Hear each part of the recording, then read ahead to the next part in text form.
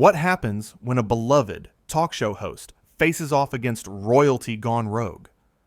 In just 39 seconds, one arrogant comment would turn a simple interview into television chaos, exposing an entitled prince who thought he was above the rules. Jon Stewart sat across from Prince Harry in the studio, the lights bright and hot as always. The audience settled into their seats, expecting the usual charm and wit that Stewart brought to every interview. But tonight would be different. Tonight would become one of the most shocking moments in talk show history. Stewart smiled warmly as the cameras started rolling. "Welcome to the show. It's great to have you here." Harry leaned back in his chair, a smirk playing across his face. "Well, I suppose it's an honor for you to have me?" The audience laughed nervously. Stewart's smile flickered for just a moment. "An honor for me? That's one way to look at it." "Come now," Harry said, waving his hand dismissively. "You know exactly what I mean. How often do you get actual royalty on this little program of yours?" Stewart shifted in his seat. His expression remained friendly, but something changed in his eyes. "Little program? We've been on the air for years. Millions of people watch this, little program. Millions of Americans, perhaps," Harry replied, examining his fingernails. "Back home, we don't really pay much attention to American talk shows. They're all a bit common, aren't they?" The audience gasped. A few people whispered to each other. Stewart's producer could be seen off camera, looking worried. Stewart kept his composure. "Common. Interesting choice of words coming from someone who's been all over American media for the past few years." Harry's face hardened. "That's different. When I speak, people actually listen. I have something important to say.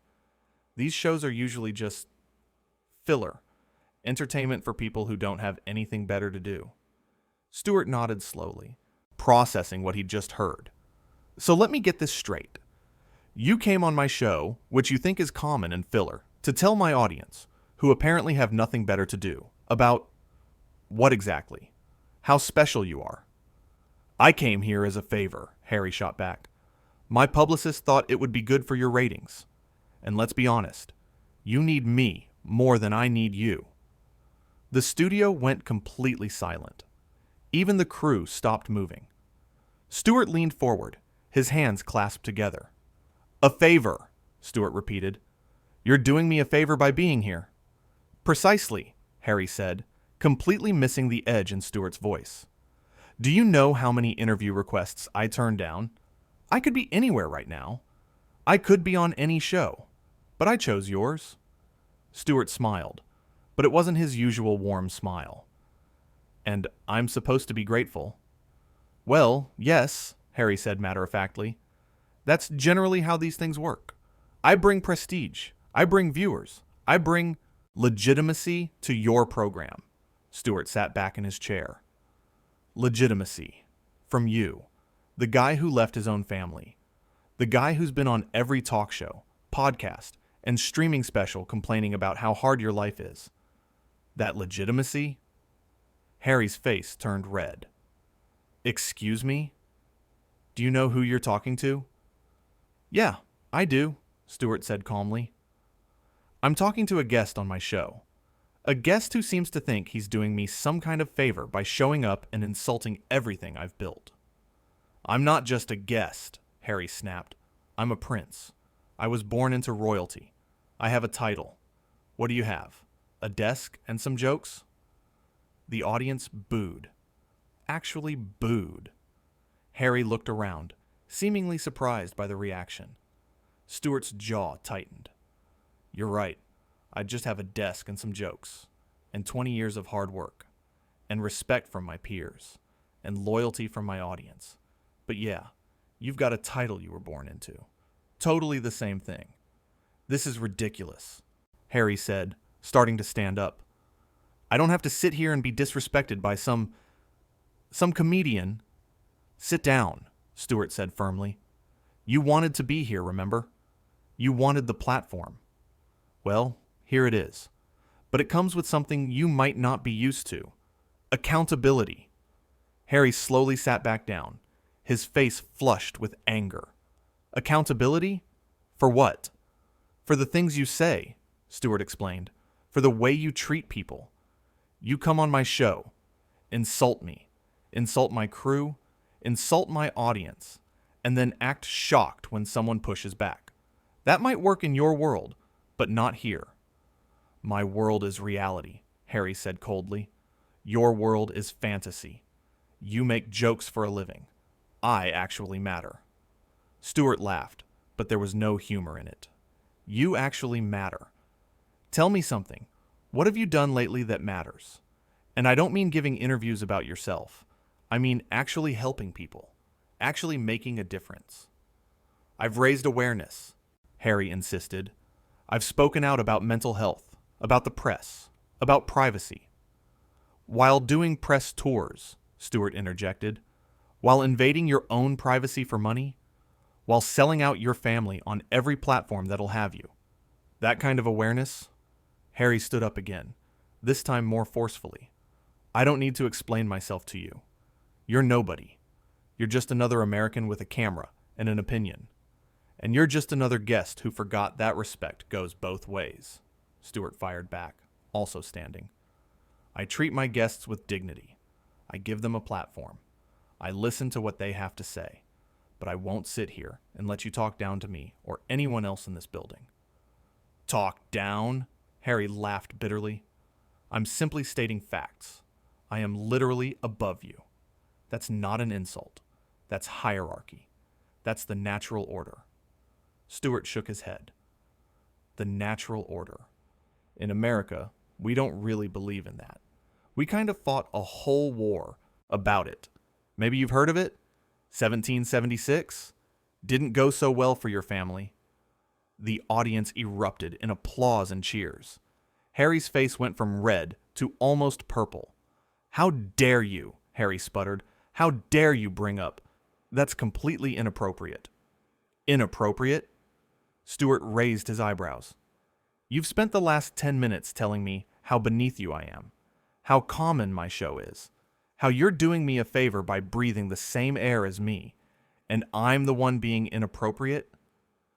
I'm a prince of the United Kingdom, Harry said through gritted teeth. You will show me respect. Respect is earned, Stewart said simply, and you came in here with none for anyone. Why should anyone give it to you? Because of who your grandmother was? Because of a title? That's not how the real world works.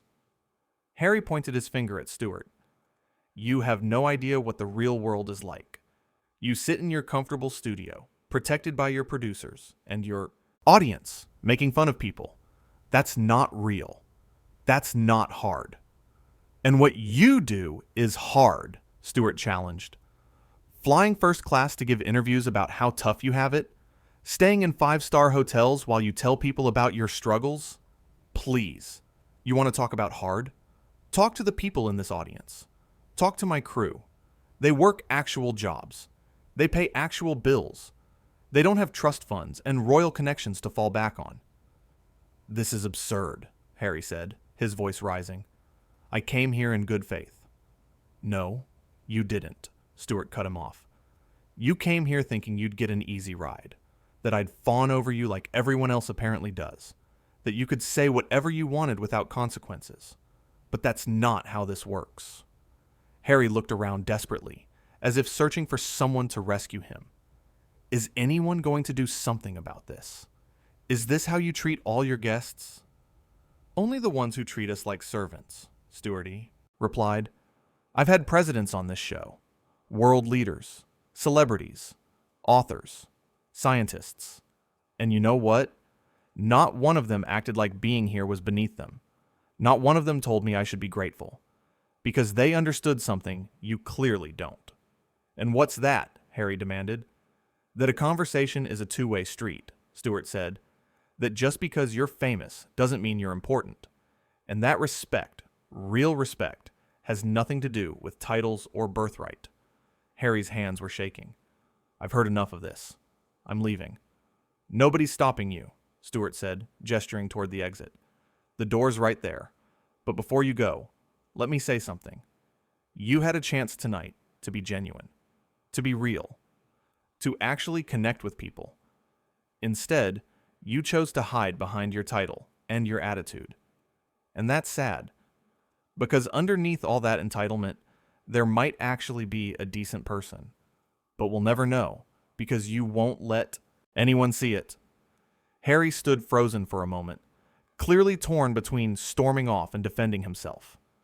Finally, he spoke, his voice low and angry. You think you're so clever, so righteous, but you're just bitter. Bitter that some people are born special and you had to claw your way up from nothing. Stewart smiled sadly. I did claw my way up, and you know what? I'm proud of that. Every success I've had, I earned. Can you say the same? I don't have to earn anything, Harry spat. I was born royal. That's worth more than anything you'll ever accomplish. And there it is, Stewart said quietly. The truth. You actually believe that.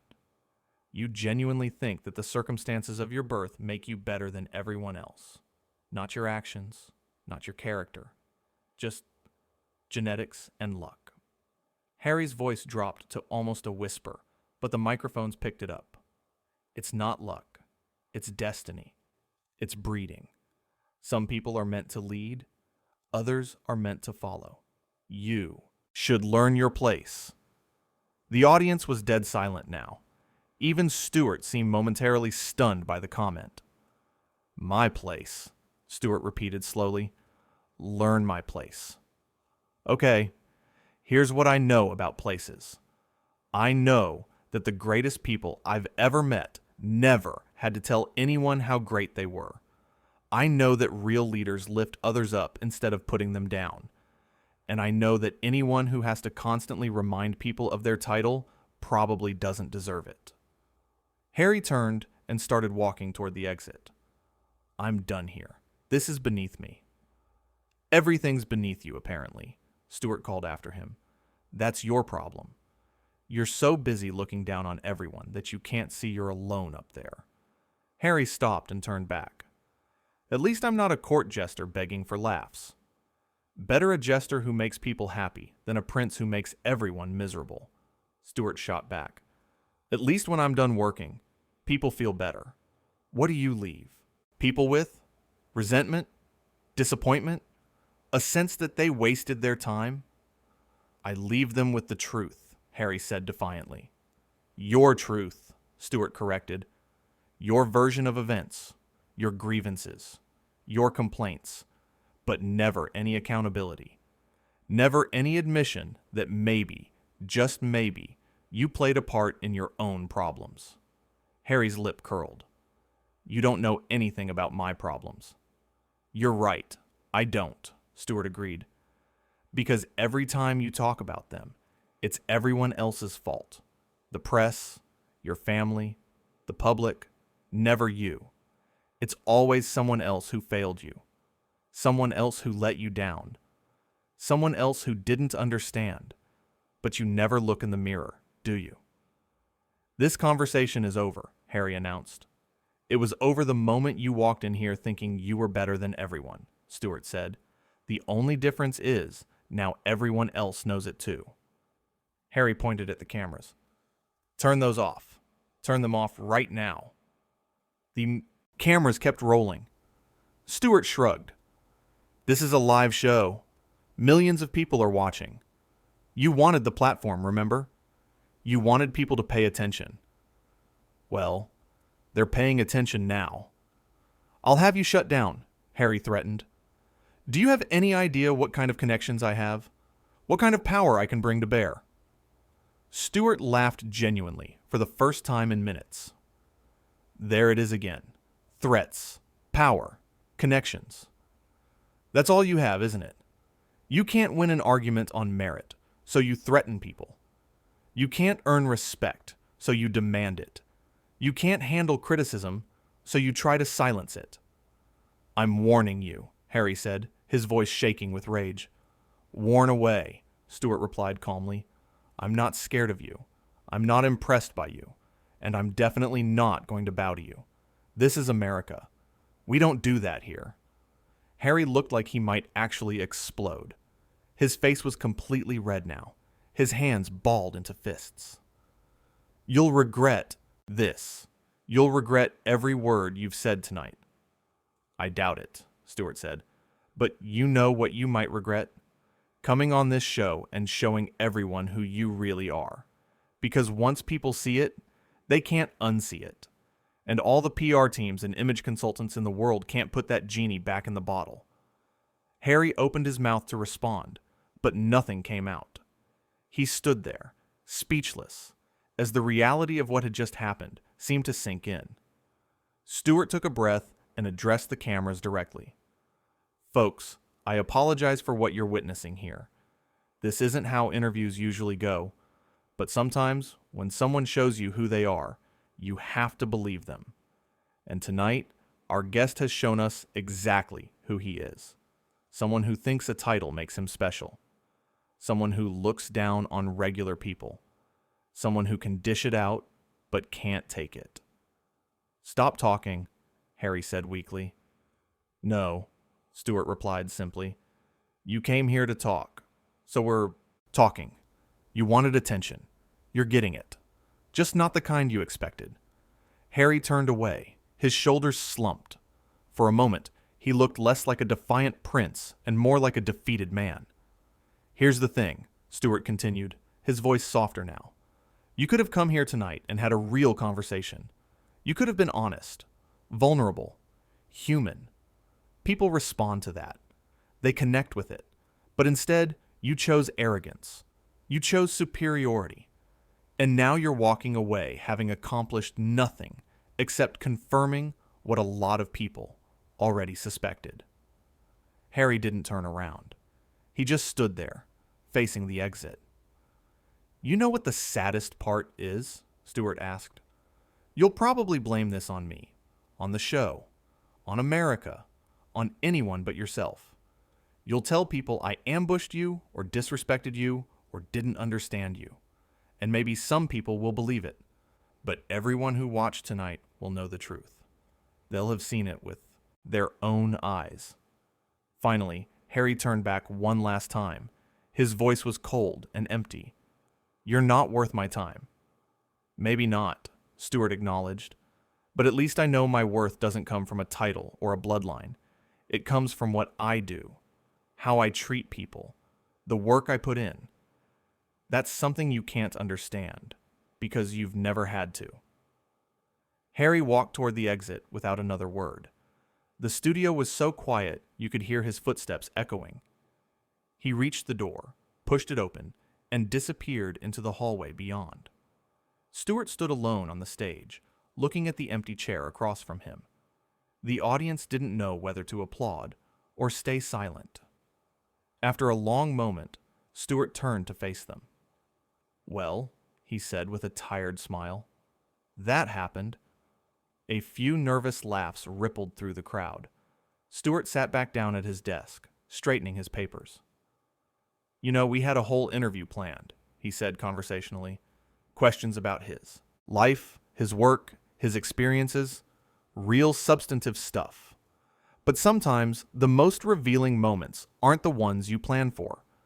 Sometimes people tell you everything you need to know in the first 5 minutes."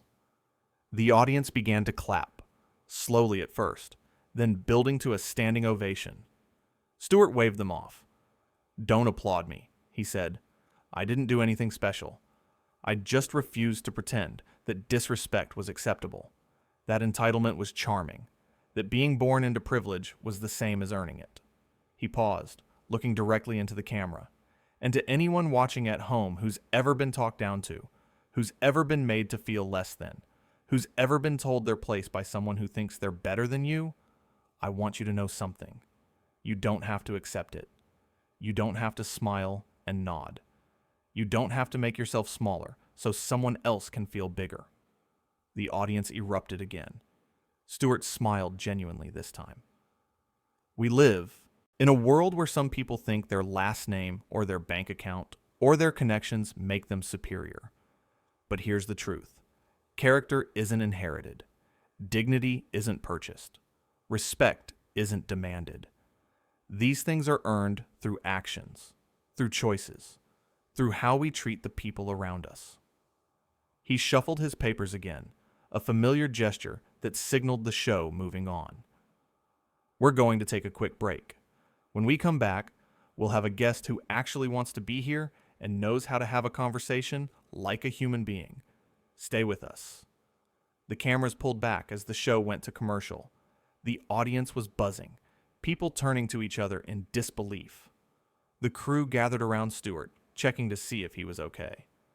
"I'm fine," he assured them. "Just, wow, that was something." His producer approached, looking concerned. "Are we going to have legal issues with this?" Stewart shrugged. "Maybe. Probably. But it was all on camera. Everyone saw what happened. He came in acting superior, and when someone didn't bow down, he couldn't handle it." "The phones are going crazy," another producer said. "Social media is exploding. This is already everywhere." Stewart nodded slowly. "I figured it would be. That's what happens when you show your true colors on live television." "Do you think he'll respond?" someone asked. "Oh, he'll respond," Stewart said with certainty. "He'll have a statement, or a spokesperson will. They'll say I was disrespectful, that I ambushed him, that this was all edited or taken out of context, but it won't matter. People saw what they saw." The makeup artist came over to touch up Stewart's face before they went back on air. He sat still, his mind clearly elsewhere. "You okay, Jon?" she asked quietly. "Yeah," he said after a moment. "I just keep thinking about what he said, about learning my place. Like the world is still divided into those who matter and those who don't. It's such an outdated, toxic way of thinking." "But you called him out on it," she reminded him. "You didn't let him get away with it." "Someone had to," Stewart said. "Because if we just nod along when people act like that, we're saying it's okay. We're saying some people really are better than others. And I don't believe that. I never have." The floor manager started the countdown. 30 seconds to air. Stewart took a deep breath and composed himself. "Here we go again," he muttered. The cameras came back on. Stewart's face shifted into his professional mode, that perfect blend of warmth and wit that had made him a household name. "We're back," he said smoothly.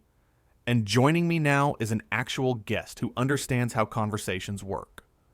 The audience laughed, the tension from earlier finally breaking. The show went on, but everyone in that studio knew they'd witnessed something extraordinary. A moment when someone had finally said what needed to be said, when entitlement met accountability and lost. Later, after the show wrapped, Stewart sat in his dressing room, still processing everything that had happened. His phone was full of messages, some supportive, some critical, some just asking what on earth had gone down. He didn't regret it. Not for a second. Because at the end of the day, his job wasn't just to make people laugh. It was to tell the truth. To ask the questions others wouldn't. To push back when pushing back was needed. And tonight, it had been needed. Tonight, someone had walked into his studio thinking their title would protect them from scrutiny, thinking their status would shield them from criticism, thinking they could say whatever they wanted without consequence. They'd been wrong, and millions of people had watched them learn that lesson in real time. It wasn't comfortable, it wasn't pleasant, but it was necessary. Stewart stood up, grabbed his coat, and headed for the door. Tomorrow, there would be fallout, statements, responses, analysis. But tonight, he'd stood his ground. He'd refused to be talked down to. He'd shown that respect goes both ways, regardless of titles or bloodlines. And really, that was all that mattered. Not the drama, not the spectacle. Just the simple principle that every human being deserves to be treated with dignity, and no one is so special that they get to ignore that rule. The studio lights dimmed as Stewart left the building. The audience had gone home. The crew had packed up. But the conversation would continue. Online, in living rooms, at water coolers. People would debate who was right and who was wrong. They'd analyze every word and gesture. But for those who'd been there, who'd felt the tension in that room, who'd watched entitlement clash with reality, the truth was obvious. Sometimes the most important thing you can do is refuse to play along with someone's delusions of superiority. Even if they're a prince, especially if they're a prince. Because in the end, we're all just people. Some of us just forget that more than others.